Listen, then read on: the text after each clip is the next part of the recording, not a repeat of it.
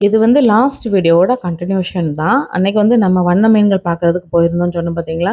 அது வந்து எதுக்காக போயிருந்தோம் அப்டின்னா, அங்க வந்து மீன சேல்ஸ் பண்றாங்க. அப்புறம் வந்து நெறையா தொட்டியெல்லாம் செஞ்சு குடுக்காங்க அப்டின்றதுனால தான், அத வந்து பார்க்கறதுக்காக போயிருந்தோம். அந்த மீனையுமே பார்த்துட்டு வந்தோம். ஆல்ரெடி வந்து நம்ம வீட்ல வந்து மீன் தொட்டி இருக்கு.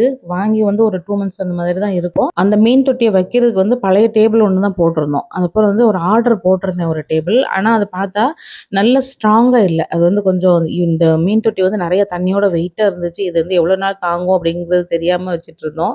அப்புறம் வந்து அந்த வண்ண மீன்கள்ல வந்து இந்த டேபிள் எல்லாமே சேல்ஸ் பண்றாங்கன்னு கேள்விப்பட்டு தான் போனோம். அங்க வந்து நல்ல வகை வகையா வச்சிருந்தாங்க. நல்ல பெரிய மீன் தொட்டி இந்த மாதிரி நல்லா டெக்கரேஷன்லாம் பண்ணி இதெல்லாம் அந்த 38,000 என்னமோ சொல்லியிருந்தாங்கன்னு நெனைக்கிறேன். ஆனா வந்து நல்லா ஸ்ட்ராங்கா இருந்துச்சு. இந்த மீன் தொட்டி தான் நாங்க வாங்கணும் அப்படின்னு சொல்லி இந்த செல்ஃபோட வாங்கணும் அப்படின்னு சொல்லிட்டு பார்த்துட்டுருந்தோம். இதுக்கு காரணம் வந்து என்னன்னா, இந்த ஃபால்ஸ் வந்து சூப்பரா இருந்துச்சு. அந்த உள்ள அந்த வண்ண மீன்கள்ல ஒரு தொட்டியில வந்து பெரிய தொட்டியானா இது. இது வந்து அதனால உள்ள வந்து பெரிய ஃபால்ஸா வச்சிருந்தாங்க.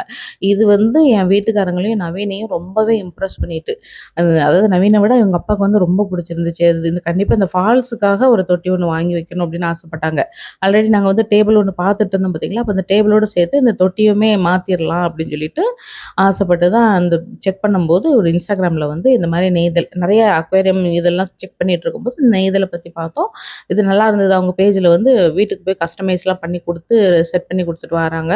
அப்புறம் பார்க்க போனா, இது வந்து என் தம்பி வீட்டு பக்கத்திலேயே தான் இருக்கு அப்படிங்கிறத செக் பண்ணிட்டு, ஆ சரி நம்ம ஏதாவது டவுட்டா இருந்தாலுமே அவங்ககிட்ட கேட்டுக்கலாம் அப்படின்னு சொல்லிட்டு தான் நாங்க கால் பண்ணோம் ஃபர்ஸ்ட்டு. அப்ப அவங்க வந்து நல்லா ரெஸ்பான்ஸ் பண்ணி பேசுனாங்க.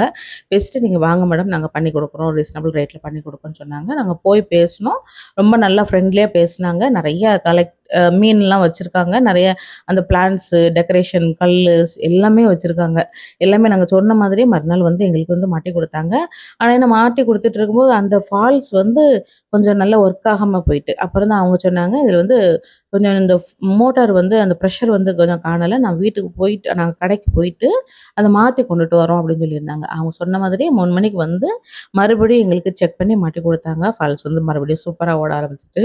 ரொம்ப நல்லா இருந்தது. அத செட் பண்ணி முடிச்ச உடனே ரொம்ப பொறுமையா எல்லாமே பண்ணி குடுத்தாங்க. நல்லா இருந்தது. உங்களுக்கும் வேணும் அப்டின்னா, அந்த நெய்தல் பேஜ் வந்து Instagram பேஜ் வந்து செக் பண்ணி பாருங்க. நெறையா வந்து ஒர்க் பண்ணி குடுக்காங்க. உங்களுக்கு தேவை அப்டின்னா, அவங்க வந்து கைடும் பண்ணுவாங்க. நமக்கு ஏதாவது அதுல இஷ்யூஸ் இருக்கு அப்டின்னா, டவுட்டையும் கிளியர் பண்ணி குடுப்பாங்க. ஃபைனலா நம்மளோட ஃபிஷ் டேங்க் வந்து இப்டி தான் இருந்துச்சு.